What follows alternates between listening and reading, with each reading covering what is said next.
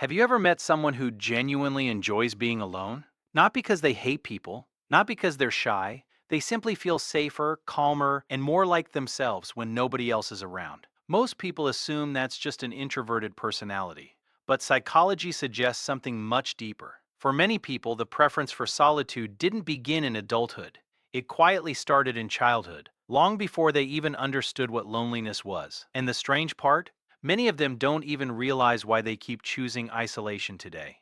Imagine growing up in a home where you never knew what version of your parents you'd meet. Some days they were warm, other days they were distant, angry, or emotionally unavailable. A child's brain quickly learns one powerful lesson: being alone is more predictable than depending on people.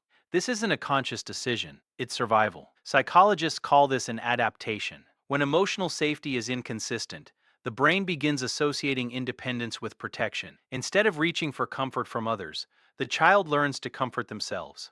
Over time, being alone stops feeling lonely. It starts feeling safe. Another common childhood experience is feeling emotionally ignored. Maybe your physical needs were met. You had food, clothes, and a place to sleep. But whenever you felt scared, sad, or overwhelmed, no one really noticed. Eventually, children stop expressing those emotions altogether. Not because they disappear, but because they've learned that nobody is coming. Years later, those same children often become adults who tell themselves, "I don't need anyone." It sounds like confidence. Sometimes it's actually emotional self-protection. There's another reason solitude becomes so comfortable. Children who grow up around constant criticism often become hyper-aware of how others see them. Every mistake feels dangerous. Every conversation becomes something to analyze afterward. Being alone removes the possibility of judgment.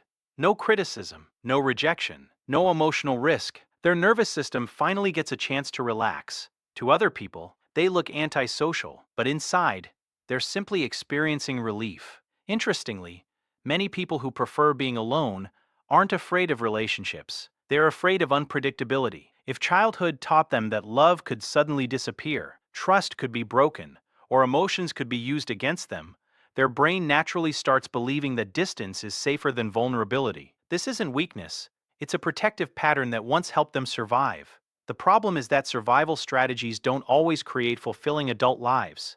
Here's something most people misunderstand: enjoying solitude isn't unhealthy. In fact, spending time alone can improve creativity, emotional regulation, and self awareness. The difference lies in one simple question: do you choose solitude, or do you feel trapped inside it? Healthy solitude feels peaceful, protective isolation feels necessary. One is freedom, the other is fear wearing the mask of independence.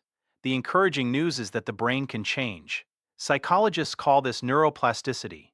The experiences that shaped you as a child don't have to define every relationship you build as an adult. Slowly experiencing safe, respectful, emotionally consistent relationships teaches the brain something it may have never learned before. That closeness doesn't always lead to pain, that trust isn't always dangerous, and that asking for support doesn't make you weak.